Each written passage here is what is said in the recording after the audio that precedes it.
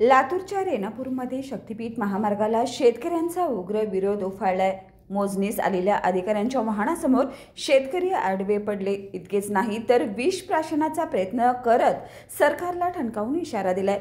या पार्श्वभूमीवर स्वाभिमानी शेतकरी संघटनेचे नेते राजू शेट्टी यांनी देवाभाऊवर तुफान निशाणा साधत म्हटलंय, महाराष्ट्रात शक्तीपीठ महामार्ग करायचाच असेल तर शेतकऱ्यांना आधी टँकरने वीज पुरवठा करा, तेव्हाच तुमची महत्त्वाकांक्षा पूर्ण होईल।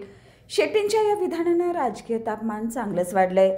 लातूर जिल्ह्यातील रेणापूर तालुक्यामध्ये शक्तीपीठ महामार्गाचे जमिनीचं रेखांकन करण्यासाठी आणि मोजणी करण्यासाठी मोठ्या पोलीस बंदोबस्तामध्ये अधिकारी आलेले होते, परंतु तिथल्या शेतकऱ्यांनी त्याला विरोध केला, गाडीच्या आडवे पडले।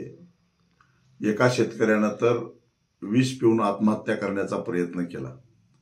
मला एक कळत नाही की शेतकऱ्यांचा विरोध असताना मुख्यमंत्री सांगतायत की फक्त सांगली कोल्हापूरलाच विरोध आहे, पण संपूर्ण 12च्या 12 जिल्ह्यामध्ये शेतकऱ्यांची जमीन देण्यासाठी विरोध असताना सुद्धा केवळ शक्तीपीठ महामार्गातून 50,000 कोटी रुपयाचा मलिदा खायचा या हेतूने हा शक्तीपीठ महामार्ग शेतकऱ्यांच्यावर आणि महाराष्ट्रातल्या जनतेवर जवळपास 1 लाख कोटी रुपयाचं कर्ज लादून सरकार रेटण्याचा प्रयत्न करते।